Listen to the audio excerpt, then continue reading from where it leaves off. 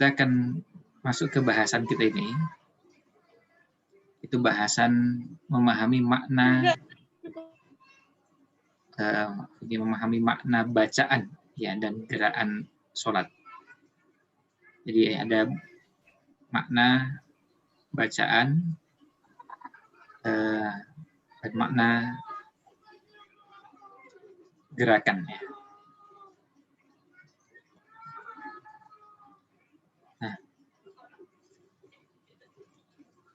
Nah, makna bacaan ini artinya bacaan yang kita baca dalam sholat yang biasa kita lakukan, kita coba untuk kita pahami karena punya pengaruh yang luar biasa dalam sholat kita. Juga makna gerakan. Jadi ada dua unsur, karena nanti akan kita jelaskan sholat itu terdiri dari dua unsur tersebut. Ada gerakan dan ada bacaan. Nah, ini yang akan kita jadikan kajian kita untuk beberapa pekan ke depan. Di pertemuan perdana ini kita akan masuk pada bahasan yang lebih pada pengantar. Pengantar yang berkaitan dengan makna bacaan dan gerakan sholat ini. Nah, kita mulai dengan terlebih dahulu melihat perumusan atau definisi sholat. Kalau kita menyebut sholat, biasanya yang dimaksud dengan sholat itu di dalamnya ada bacaan, di dalamnya ada gerakan. Di kalangan para ulama fikih disebutkan bahwa sholat itu adalah rangkaian ada ibadah yang di dalamnya ada bacaan, di dalamnya ada gerakan, dimulai dengan takbiratul ihram, diakhiri dengan salam, dan dikerjakannya disertai dengan niat. Nah, itu definisi sholat yang umum. Jadi di dalamnya, dalam definisi itu, sholat adalah ibadah, sudah pasti, dan semua kita tentu sepakat di situ. Kemudian di dalam ibadah tersebut isinya ada bacaan dan gerakan. Dimulai dengan takbiratul ihram, diakhiri dengan salam. Ketika kita menyebut takbiratul ihram, ada bacaan. Dan kita menyebut salam, juga ada bacaan.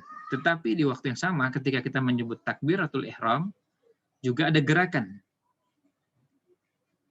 Pada saat kita menyebut takbiratul ihram, kita juga lihat di situ ada gerakan. Karena pada saat kita bertakbir, Allahu Akbar, bukan hanya mulut yang bergerak, tetapi ada gerakan tangan, ada gerakan organ tubuh kita pada saat kita melakukan takbiratul ihram. Sama juga dengan salam. Salam itu tidak benar kalau kita cuma mengucapkan assalamualaikum, tapi tidak menggerakkan kepala kita. Noleh ke kanan, noleh ke kiri. Itu baru dikatakan sholat yang benar. Kalau di dalamnya ada gerakan. Ada gerakan noleh ke kanan dan noleh ke kiri. Ini yang dinamakan dengan takbiratul ihram dan salam. Nah, demikian pula gerakan yang lain, baik itu gerakan ruku, i'tidal, sujud, duduk.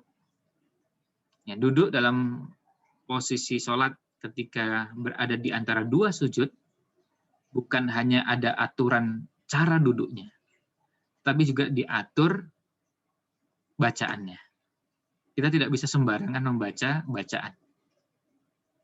Dan semua yang ada dalam sholat itu, karena berangkat dari hadis Nabi SAW, "Shollu kama ra'aitumuni usolli", sholatlah kalian sebagaimana kalian melihat aku sholat, maka bacaannya, maka gerakannya, sifatnya khusus.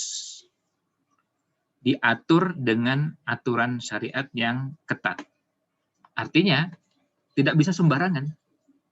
Gerakan tangan kita misalnya, dalam sholat, itu tidak bisa sembarangan. Kita nggak bisa sembarangan posisi tangan mau di ke ataskan, ke bawahkan, naik, turun, atau bergerak ke sana kemari, nggak. tidak dibenarkan. Tidak dibolehkan bergerak sembarangan. Bergerak seenaknya. Nah, ini diatur dalam syariat. Dalam sholat, diatur secara khusus gerakan tersebut. Bagaimana caranya agar gerakan tersebut sesuai dengan yang diajarkan oleh Nabi SAW. Maka pada saat kita bicara tentang sholat, yang di dalamnya ada bacaan dan gerakan, kita belajar untuk membaca dengan benar, belajar untuk mengerjakan dengan benar, tapi tidak cukup hanya sampai di situ. Tapi juga ada tuntutan berikutnya, belajar membaca, belajar menggerakkan gerakan-gerakan sholat, tapi juga dibarengi dengan belajar memahami isinya. Sebab akan dianggap sangat aneh kalau ada orang sholat mengucapkan Allahu Akbar dan meyakini bahwa Allah satu-satunya zat yang maha besar, tetapi perilakunya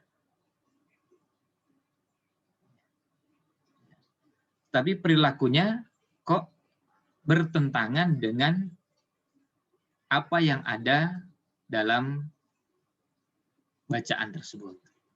Artinya tidak meyakini bahwa Allah satu-satunya zat yang paling besar. Banyak yang mengaku dan merasa besar, sehingga kadang-kadang bersikap sombong, angkuh, sesumbar. Tetapi kita meyakini bahwa Allah satu-satunya. Dan semuanya di hadapan Allah SWT itu kecil. Gak ada apa-apanya. Silakan cari manusia yang dianggap paling hebat, paling berkuasa, dan silakan paling yang lain, palingnya dalam segala hal. Semua itu gak ada apa-apanya di hadapan Allah SWT. Kecil. Kecil dan hampir tidak ada apa-apanya. Nol, ya hampir mendekati nol, saking kecilnya. Saking kecilnya dan saking tidak ada artinya. Gak ada apa-apanya. Ini orang yang merasa paling berkuasa, dan kalau perlu punya kekuasaan yang luasnya luar biasa, punya pasukan yang banyak sebanyak-banyaknya, dan sehebat-hebatnya, dengan peralatan persenjataan yang selengkap-lengkapnya. Nah, tapi itu semua tidak bisa. Tidak bisa dibandingkan dengan kekuasaan Allah SWT. Silahkan lihat dalam sejarah, Fir'aun itu apa kurangnya.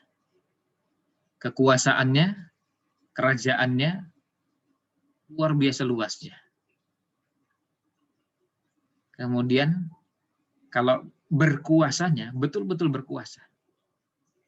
Orang-orang di Mesir saat itu tunduk semua, nggak ada yang berani. Macam-macam sedikit sikat dan habis. Nggak ada yang berani. Semua yang berani melawan habis. Semuanya tidak berdaya di hadapan Fir'aun. Pasukannya banyak luar biasa. Tapi ketika Allah hendak menghinakan dan membinasakan Fir'aun, caranya tidak terbayangkan oleh kita. Bukan dihancurkan oleh pasukan dengan kekuatan luar biasa, tapi cukup dengan air.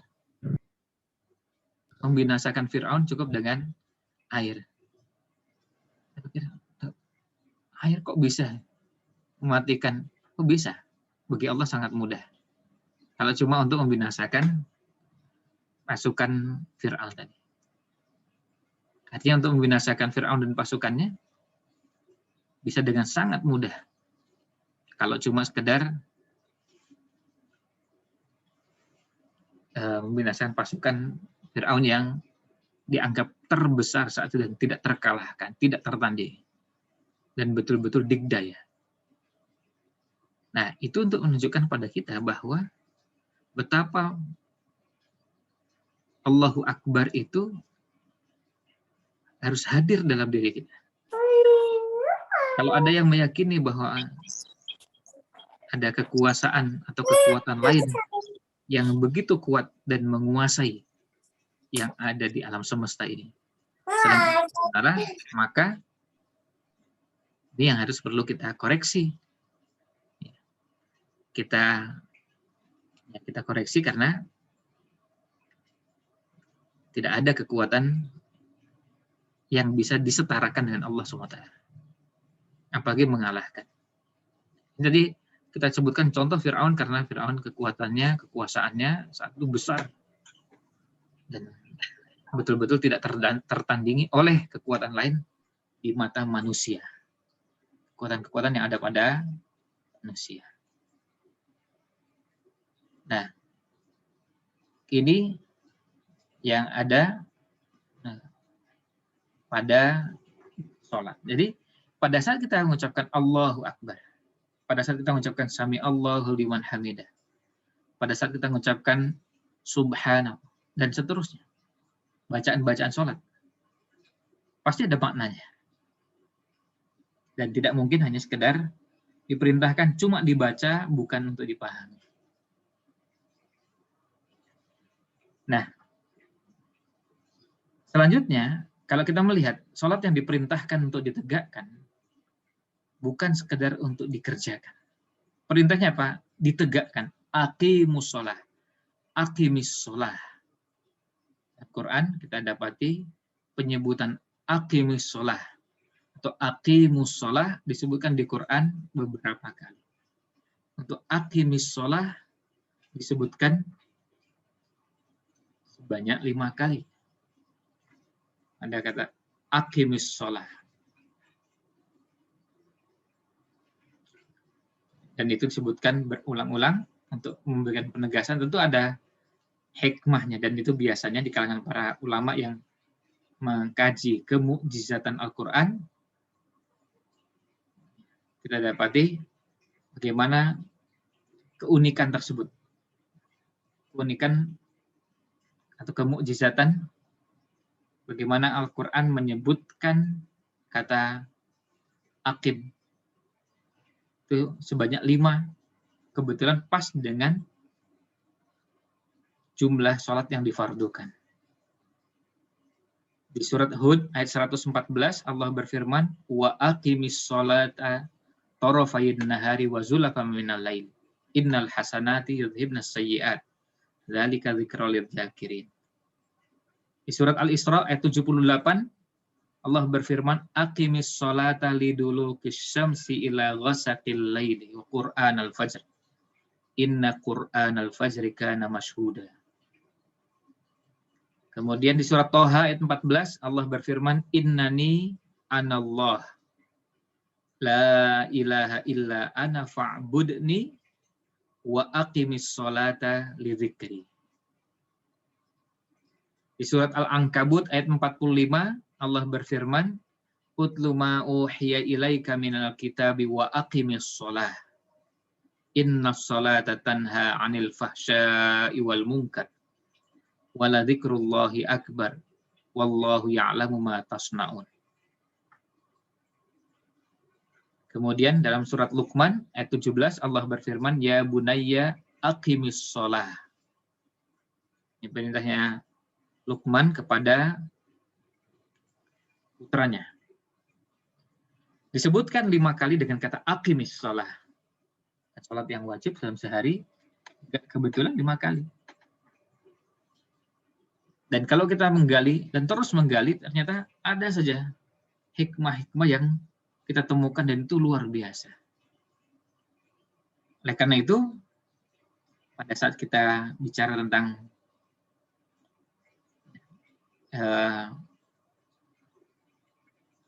sholat, kita lihat lafaz yang digunakan aqimis sholah atau aqimus sholah.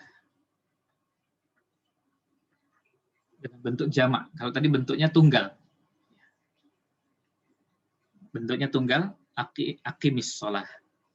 Tapi di tempat yang lain disebutkan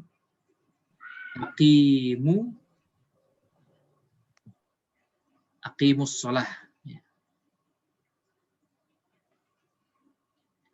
Misalnya di surat Al-Baqarah ayat 43, wa aqimus sholata wa atuz zakata warka'u ma'ar raki'in. Atau di ayat 83 di surat yang sama, yaitu surat Al-Baqarah juga begitu. Disebutkan wa aqimus sholah.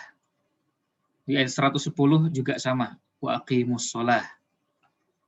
Lalu di surat An-Nisa ayat 77 juga wa aqimus sholah. Lalu di ayat 103 di surat yang sama, yaitu surat An-Nisa juga fa aqimus sholah. Di surat Al-An'am ayat 72 wa an aqimus sholah. Di surat Al-A'raf ayat 20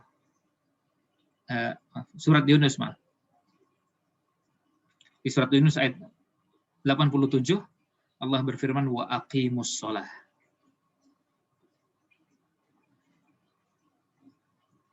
Kemudian di surat Al-Hajj ayat 78 Allah berfirman fa aqimus shalah. Surat An-Nur ayat 56 wa aqimus shalah. Di surat Ar-Rum ayat 31 wa aqimus shalah. Kemudian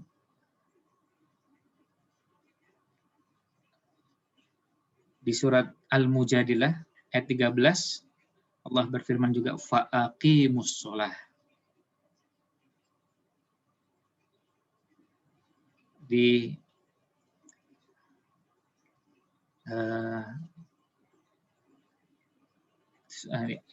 itu sudah yang terakhir surat Muzammil ayat 20 wa aqimus shalah. Ya, aqimu wa aqimu fa aqimu semuanya maknanya iqamatus shalah. Maka pada saat kita bicara tentang sholat, yang kita bicarakan adalah bagaimana menegakkan sholat. Bagaimana kita menegakkan sholat. Oleh karena itu, kita merasa berkepentingan untuk melakukan upaya penegakan sholat ini. Upaya ini kita rasa penting karena kita merasa bahwa ini tidak cukup hanya dikerjakan biasa-biasa saja. Tidak cukup dikerjakan asal-asalan. Tapi harus dikerjakan dengan penuh kesungguhan. Karena itu, iqamatus shalah ini harus menjadi perhatian kita. Nah, terkait dengan hal ini, kita melihat bahwa karena ini ibadah yang sungguh-sungguh harus penuh keseriusan, diselenggarakan dengan cara yang benar dan baik, maka kita merasa bahwa tidak cukup dengan hanya apa yang selama ini ada. Oleh karena itu, akhirnya kita berpikir untuk perlu adanya upaya untuk supaya agar ini bisa tersebar, ya, sebar luas pada masyarakat, dipraktekkan dengan dengan baik oleh masyarakat. Perlu ada upaya serius, ya, upaya sungguh-sungguh untuk menegakkan ini. Nah, kita akhirnya kemudian merasa perlu untuk memperkenalkan sebagai bentuk upaya untuk menyeriusi ini. Akhirnya kita membuat semacam yayasan yang salah satu fokus perhatiannya adalah pada pembahasan yang kita bahas sore. Kalau yayasannya secara formal ya, dinamakan dengan Yayasan Gerakan Penegakan Sholat. Jadi kita merasa iqamatus sholahnya itu harus muncul. Yayasan Gerakan Penegakan Sholat. Kita perkenalkan singkat di sini bahwa yayasan ini dan komitmennya untuk meningkatkan kesadaran umat tentang pentingnya sholat. Jadi kita tidak fokus secara khusus membahas tentang, kita membahas tentang fikih sholat. Ya, itu bisa jadi bagiannya. Tetapi ada yang lain yang selama ini belum, ya kita merasa belum mendapatkan porsinya sebagaimana mestinya, yaitu bagaimana umat merasa bahwa sholat itu penting. Sholat itu harus dilakukan dengan cara yang bukan asal-asalan. Melalui berbagai kegiatan dan program, ngajak umat untuk menegakkan sholat, iqamatus sholat, sesuai dengan tuntunan Islam. Sehingga sholat yang dikerjakan mampu memberikan pengaruh dalam kehidupan seorang muslim dan muslimah. Makanya slogannya, sholatku adalah hidupku. Di sholat bikin hidup jadi lebih hidup. Nah, visinya apa? Visinya agar bertambahnya kesadaran tentang pentingnya sholat dengan menjaga dan menegakkannya agar menjadi qurrata a'yun, penyejuk mata. Bagaimana disabdakan dalam hadis, sholat sebagai qurrata a'yun. Kemudian sholat juga sebagai solusi ketika seorang membutuhkan pertolongan. Nabi SAW ketika ada masalah, lu boleh sholat. Kemudian juga sholat sebagai sumber kebaikan masyarakat. Inna sholata tanha 'anil fahsya'i wal munkar. Dan kalau sudah fahsya dan mungkar bisa hilang di masyarakat, kita akan merasakan ketenangan, kedamaian di masyarakat, di kampung, di pemukiman, di perumahan. Kita akan merasakan sholat juga sebagai penolong umat ini, serta menjadi jalan keselamatan dan kebahagiaan di dunia dan di akhirat. Nah, misinya adalah melaksanakan program pelatihan dan edukasi. Jadi kegiatan ini bisa dibuat dalam format pelatihan, bisa juga dalam bentuk kajian, seperti yang kita laksanakan ini. Jadi kalau pelatihan, misalnya kita buat 2 hari, dari pagi sampai malam, besok lanjut lagi dari pagi sampai sore misalnya. Nah, kalau dibuat dengan format seperti itu, seperti pelatihan. Ini seperti pelatihan. Kalau seperti pelatihan, berarti modelnya dengan format yang lebih utuh, bukan sekedar kajian. Tapi nanti setiap peserta itu diberikan lembaran isian untuk nanti mengisi. Meskipun ini juga nanti bisa kita buat dengan format seperti itu, kalau memang nanti ini disepakati selain dengan panitia dan peserta punya kesiapan itu. Jadi nanti peserta harus siap juga ya gini, selama mengikuti, nggak bisa ngikuti sambil ngerjakan yang lain. Ya maaf ibu-ibu ini, jadi nggak bisa sambil menyimak kemudian nyambi masa, ya. Nyambi nggak bisa kalau begitu formatnya. Karena apa? Karena nanti kalau yang menggunakan pelatihan nanti ada seperti ini contohnya. Ini formatnya. Ada lembar isian dan harus diisi. Kalau bentuknya offline, ya tentu ngisinya di lembaran kertas. Tapi kalau online, ya nanti dibuat formatnya, entah dengan Google Form atau yang lainnya. Nanti menjawab pertanyaan ini. Misalnya, saya merasakan ketika berwudu bahwa ini adalah ibadah. Wudu adalah ibadah. Dengan membaca zikir yang dianjurkan ketika berwudu. Apakah perasaan dan suasana itu selalu hadir? Seringkali, jarang, atau bahkan tidak pernah sama sekali. Jadi ketika wudu itu, apakah kita merasa bahwa ini ibadah? Dan saya membaca bacaan ketika memulai wudu dengan bismillah, saya berniat, apakah hadir perasaan itu atau misalnya gini, yang nomor 2, ini yang tadi, misalnya asar. Saya menjawab panggilan muadzin ketika mendengar azan dikumandangkan. Pertanyaan yang harus dijawab, kalau ini bentuknya pelatihan atau kajian yang dengan format seperti pelatihan, maka nanti semua harus menjawab ini. Tadi waktu asar jawab nggak ini? Menjawab azan nggak? Tadi zuhur azan jawab nggak?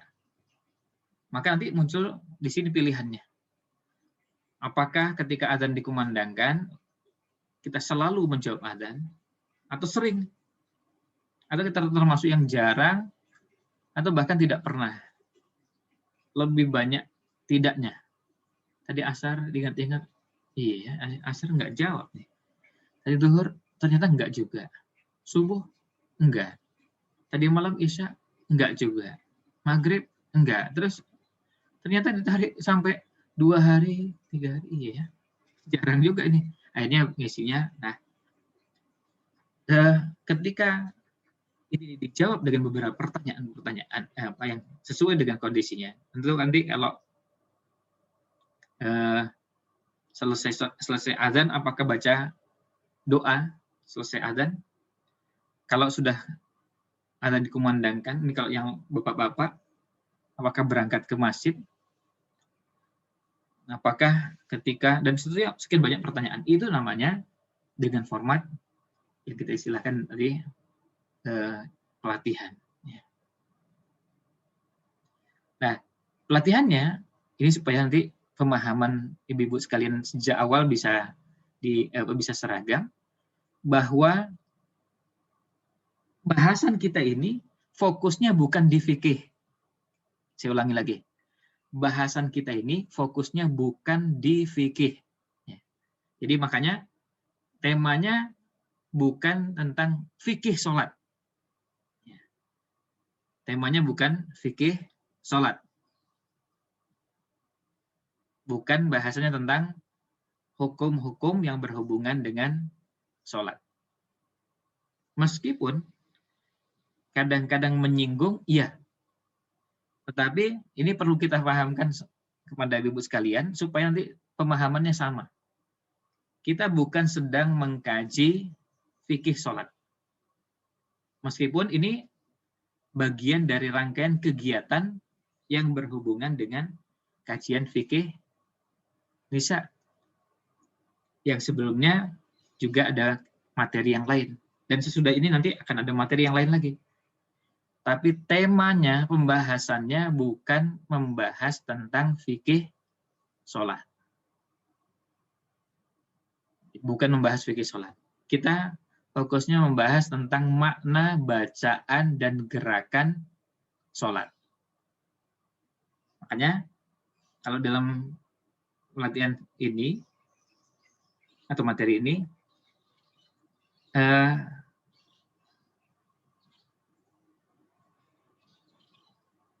memang diharapkan, nah ini bisa dilihat nomor ke-8. Nomor ke-8 ini, jangan tergesa-gesa memberi penilaian positif atau sebaliknya negatif terhadap program ini sampai programnya benar-benar tuntas. Jadi maksudnya program ini dipahami, kegiatan ini dipahami terlebih dahulu, ini sedang bahas apa, supaya nyambung. Ya. Sebab gini, salah satu cacatnya para pembelajar, salah satu kelemahannya yang belajar, belum apa-apa sudah menyimpulkan.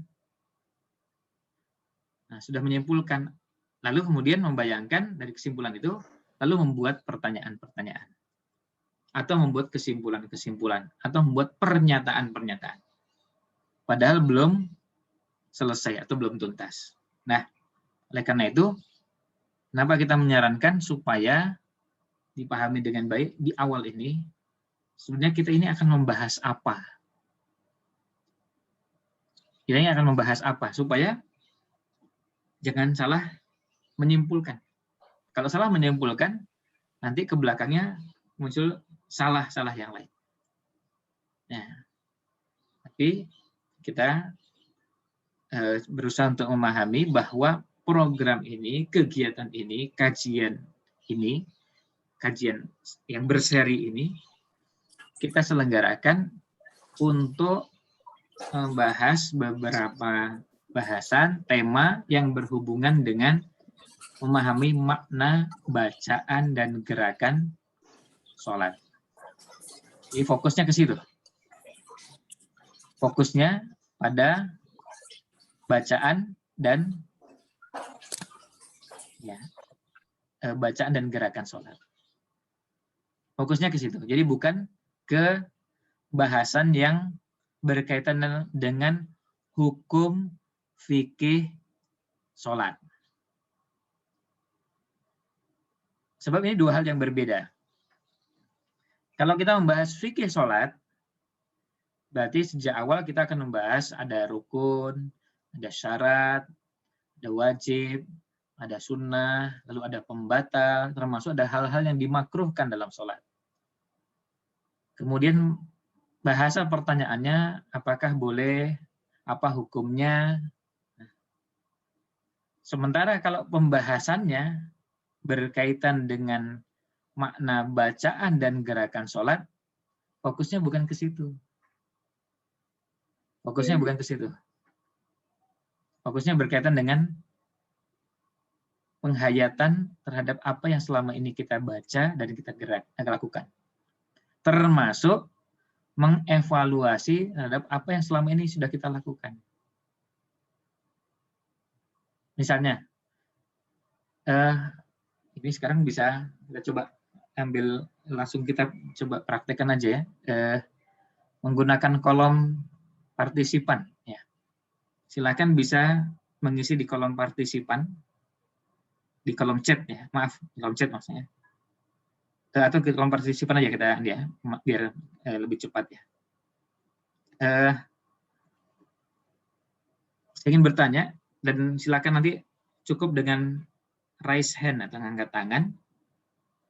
Ya, kalau jawabannya iya.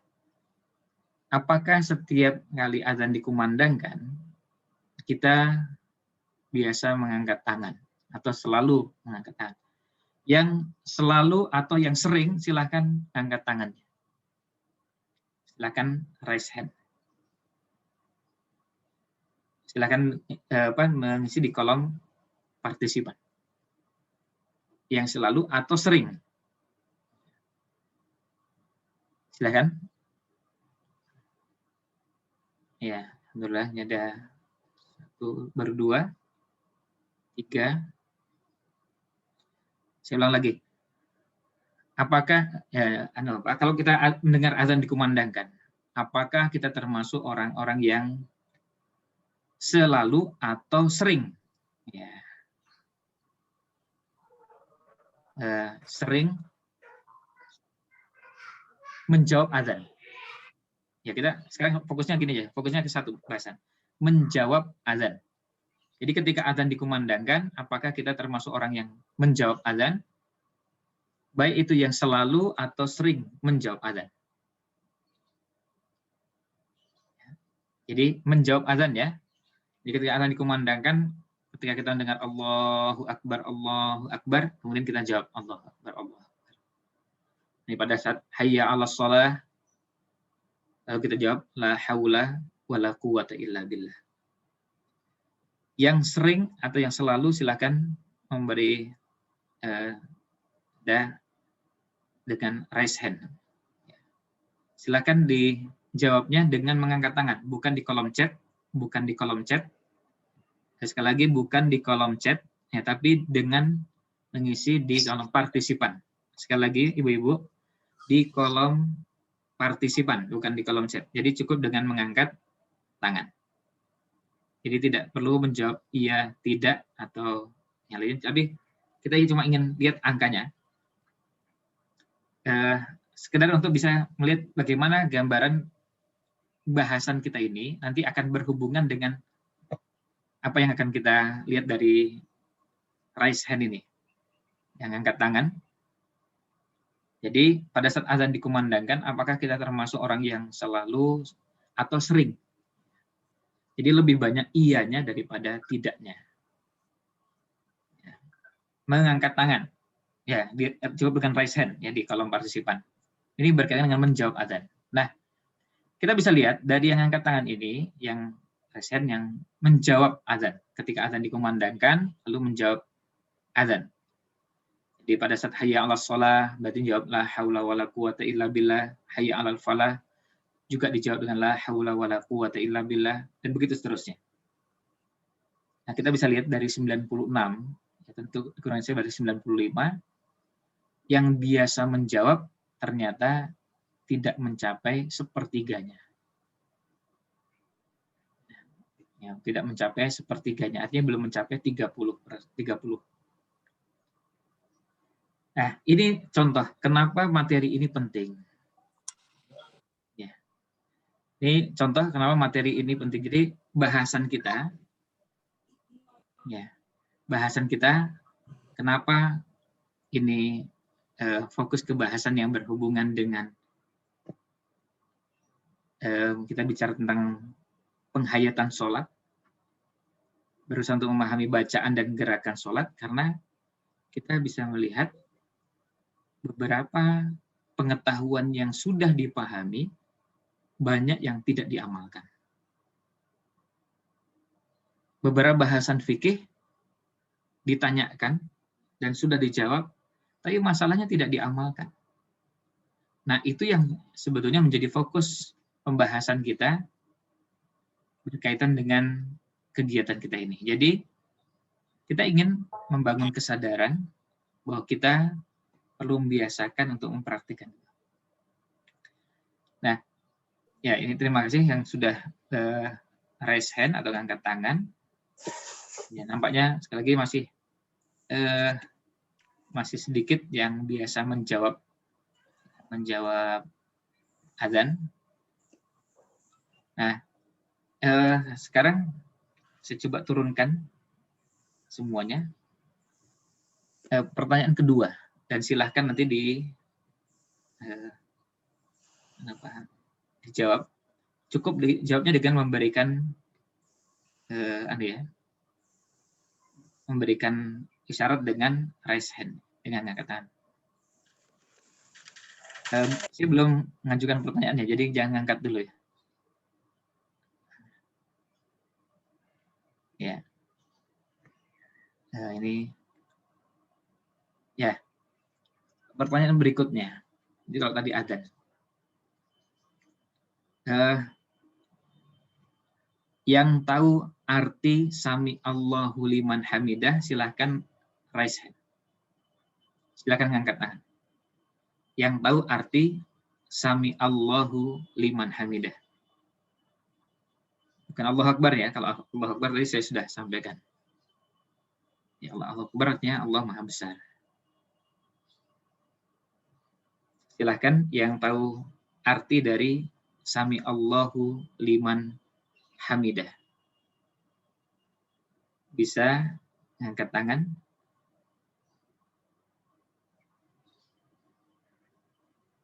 Ya, ini jumlahnya masih belum sampai 1/3. Ya, yang tahu silakan, nggak perlu sungkan-sungkan untuk jawab dan menyampaikan. Kalau memang tahu sampaikan ya, dan cukup ngangkat tangan. Nah, kita bisa lihat di sini dari jumlah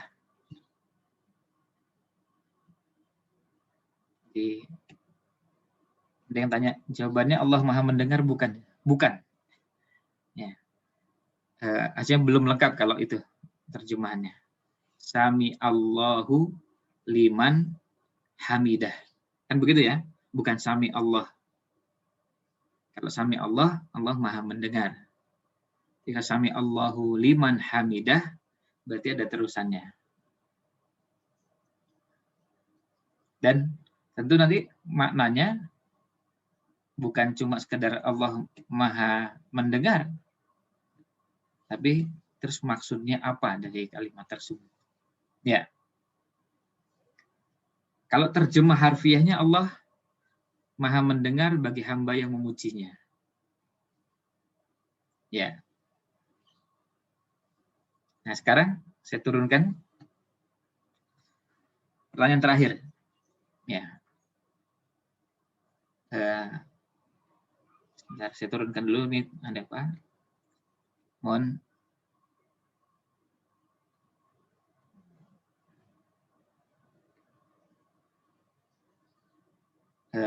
Ya.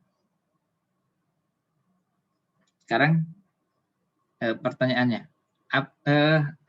yang tahu maksud dari sami Allahu liman hamidah, bukan makna ya. Kalau terjemahnya tadi Maha mendengar Allah atau Allah Maha mendengar hambanya yang memujinya. Kalau ada yang tahu maksudnya apa itu? Bisa ngangkat tangan. Maksud dari Sami Allahu liman hamidah. Jadi bukan makna harfiahnya. Kalau makna atau terjemahnya tadi yang sebelumnya. Tapi maksudnya apa itu? Allah Maha mendengar, terus maksudnya apa itu kalau mendengar? Yang ketika kita mengucapkan Sami Allahu liman hamidah. Terus maksudnya apa ini? Nah, ada yang mengangkat tangan? Sami Allahu liman hamidah itu artinya apa?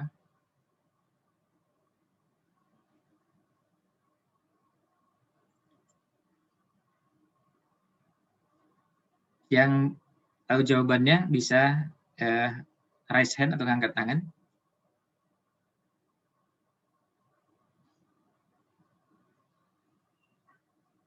Nah, disinilah sebetulnya pentingnya kenapa kita perlu memahami makna bacaan dan gerakan. Ya, makna bacaan dan gerakan. Di bacaan yang kita baca itu ada terjemahnya. Seperti kalau kita mengatakan Allahu Akbar, Allah Maha Besar. Itu terjemahnya. Maknanya apa? Nah, itu nanti bahasan berikutnya. Ya. Jadi, ini ada yang bilang suaranya tidak terdengar. Mudah-mudahan yang lain masih tetap dengar ya.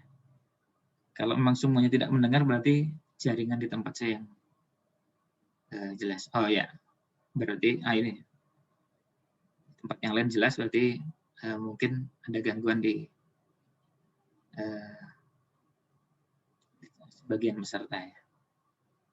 Ya, jadi kembali ke sini. Tadi kami sampaikan kenapa kita merasa perlu dengan program kegiatan, pelatihan, edukasi yang berhubungan dengan sholat. Tentang pentingnya sholat. Bagaimana sholat itu menjadi penolong kita.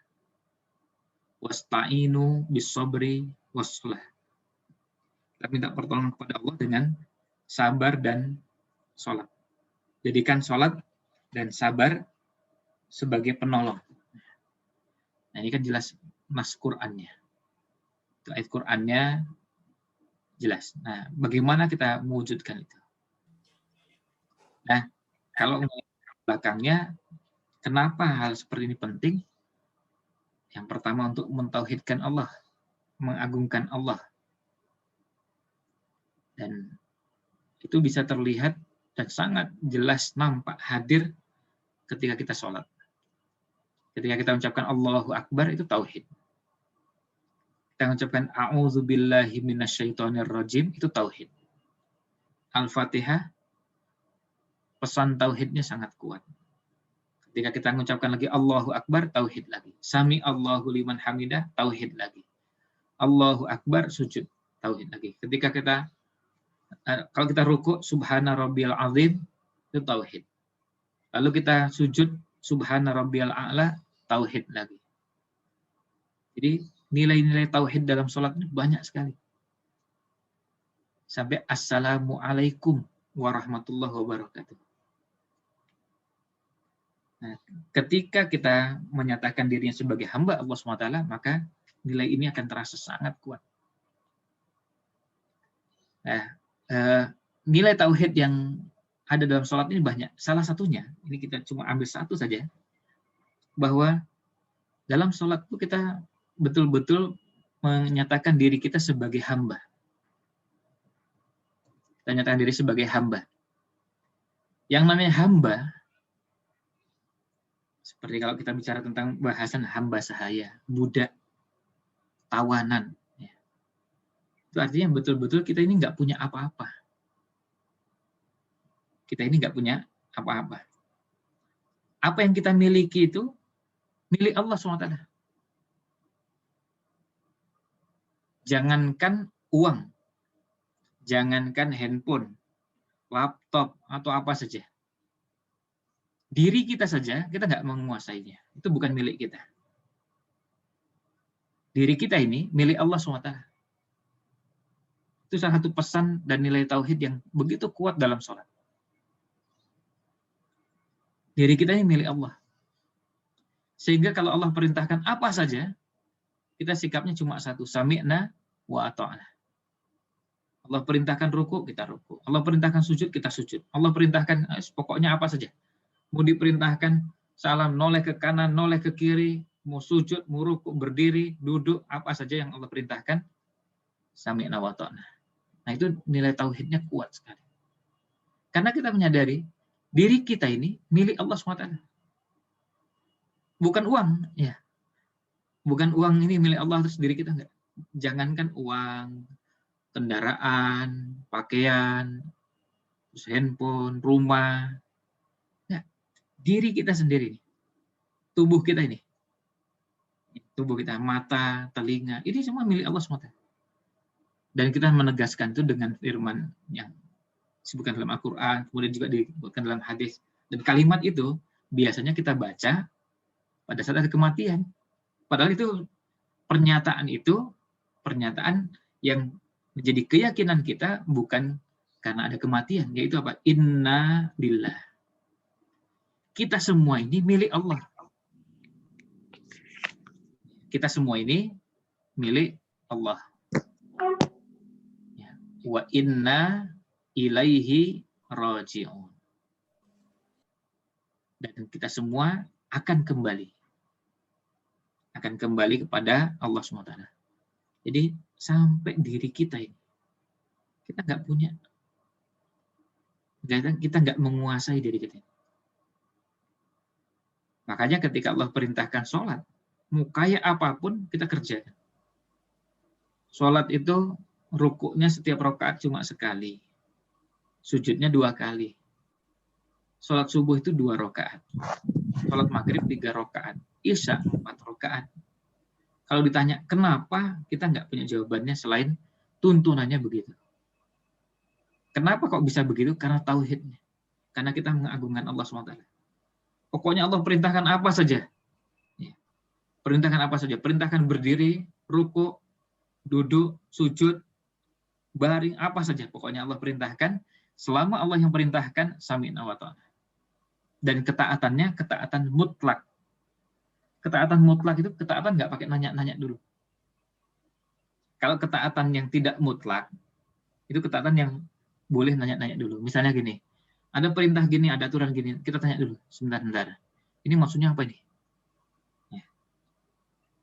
Nah, itu yang namanya ketaatan yang mutlak. Afwan Ustadz, ya. Ini waktunya sudah habis.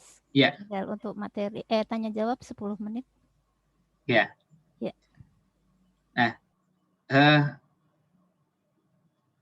nilai-nilai inilah yang akan kita bahas dalam beberapa pertemuan ke depan untuk menggali makna bacaan dan gerakan dalam sholat.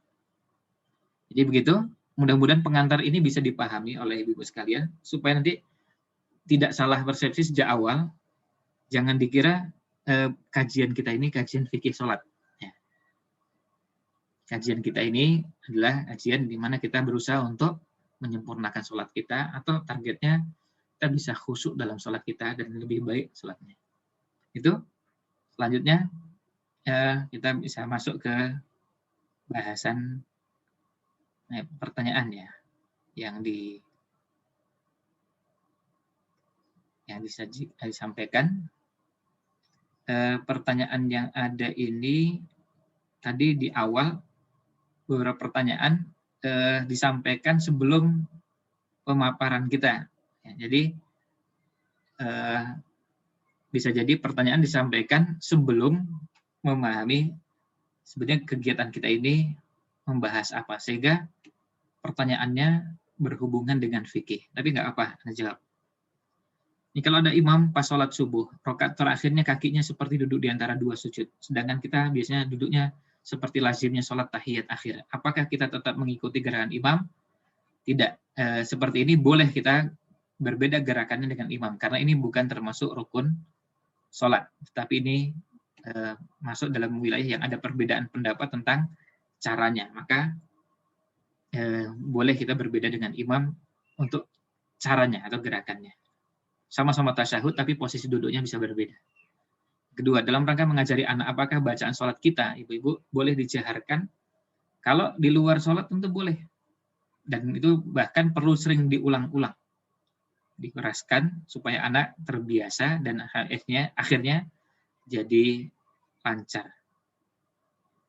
Ketika bangun kesiangan subuhnya, misalnya syuruk jam 6.15, subuh jam 5.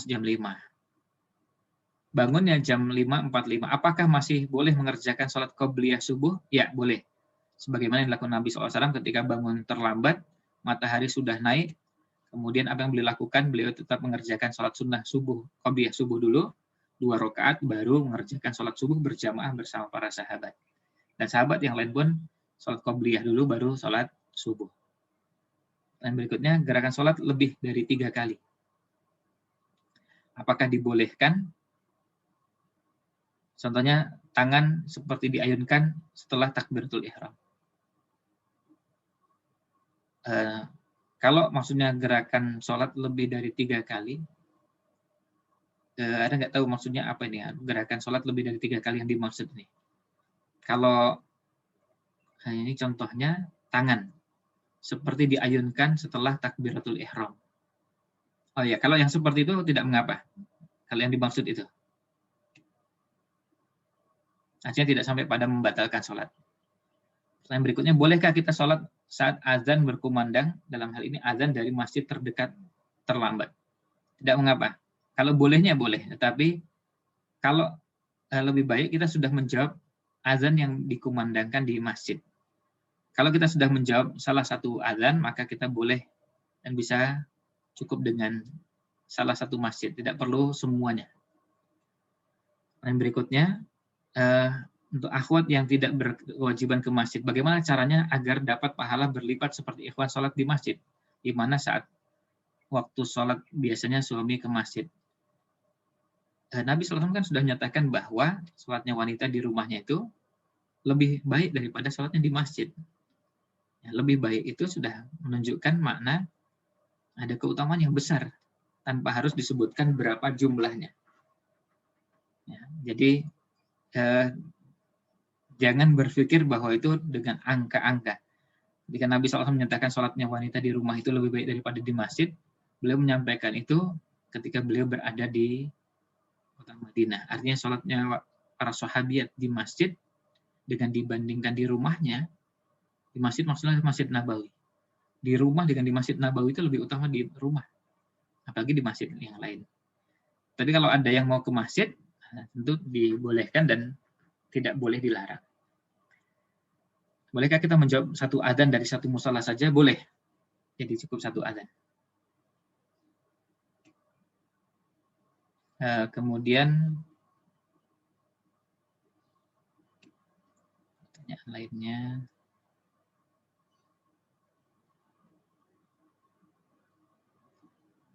Bagaimana menghadirkan bahwa kita itu sebagai hamba pada saat kita sholat? Ya. Nah, ini pertanyaannya berhubungan dengan tema kita ini. Untuk bisa menghadirkan itu, salah satu caranya adalah dengan kita menghayati makna bacaan dan gerakan sholat. Termasuk kita juga memahami keagungan dan keutamaan sholat. Jadi, yang ditanyakan ini insya Allah akan terjawab dengan beberapa materi yang akan kita bahas pada pertemuan-pertemuan berikutnya. Jadi, usahakan bisa ikuti terus untuk menjawab pertanyaannya tadi.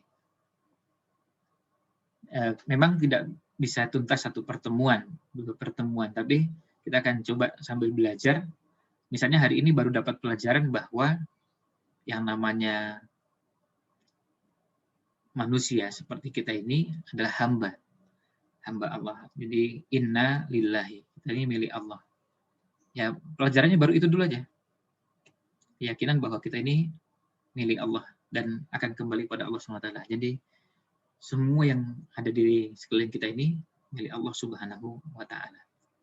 Kemudian pertanyaan berikutnya, Kalau misalnya sementara sholat, tapi pikirannya kemana-mana, apakah sholatnya harus diulang lagi? Dan jikalau tidak bisa khusyuk, apa yang harus dilakukan? Nah, inilah yang, terima kasih atas pertanyaannya, inilah salah satu yang akan kita coba selesaikan dengan kegiatan kita. Bahwa pikiran yang kemana-mana ini, kita coba untuk kita antisipasi, kita coba selesaikan dengan cara, kita coba belajar memahami makna bacaan sekaligus gerakan. Ruku itu maknanya apa itu? Sujud itu maknanya, duduk di antara dua sujud dengan posisi seperti itu mengandung makna apa? Sehingga kita bisa menghadirkan suasana, ya. Suasana bahwa kita ini sedang berada dalam kegiatan sholat. Kemudian, bagaimana menilai sholat kita sudah khusyuk atau belum? Khusyuk itu bertingkat-tingkat. Ada yang khusyuknya dapat hanya cuma 1/10, 1/20, dan 1/10 yang lain. Jadi ini yang kita coba upayakan. Khusyuk kita yang mungkin tadinya masih cuma 1%-nya, ayo kita naikkan jadi 2%, 5%. Nah, bagaimana cara itu? Ada beberapa yang harus kita lakukan. Di antaranya memahami makna bacaan dan gerakan sholat. Dan kita berharap dengan kajian ini, sekaligus juga kita bisa menghadirkan keagungan sholat. Bagaimana dulu sebagian ulama sampai kalau mau sholat itu seperti ketakutan. Ketika ditanya, kenapa? Karena Anda tahu, saya menghadap siapa? Karena menghadap Allah SWT, sehingga nggak main-main. Posisi, bukan cuma posisi tubuh, tapi juga hati diarahkan ke sana. Kemudian pertanyaan berikutnya, terakhir, apakah sama wajibnya untuk menjawab adzan di HP? Apakah sama wajibnya untuk menjawab adzan? Tidak. Kalau adzan di HP bisa langsung dimatikan. Jadi kalau adzan yang di masjid, itu yang kita jawab. Karena adzan di HP ini belum tentu menunjukkan waktu sholat sebagaimana yang dikehendaki. Apalagi kalau kita dapati ada yang ringtone-nya menggunakan azan. Nah, ini bukan menjadi pertanda masuknya waktu sholat. Ya, demikian yang bisa kami sampaikan. Mudah-mudahan ada manfaat yang bisa kita ambil. Wallahu a'lam. Wassalamualaikum ala nabiyina Muhammad wa ala alihi wa sahbihi ajma'in. Saya kembalikan ke MC. Assalamualaikum warahmatullahi wabarakatuh. Ya, waalaikumsalam warahmatullahi wabarakatuh. Iya, terima kasih kepada Ustadz Ridwan Hamidi, LC MPI MA atas paparan materi, Masya Allah yang luar biasa ya. Ya, kami selaku panitia mengucapkan jazakallahu khairan dan tanpa mengurangi rasa hormat kepada Ustadz, kami persilahkan untuk meninggalkan ruang Zoom.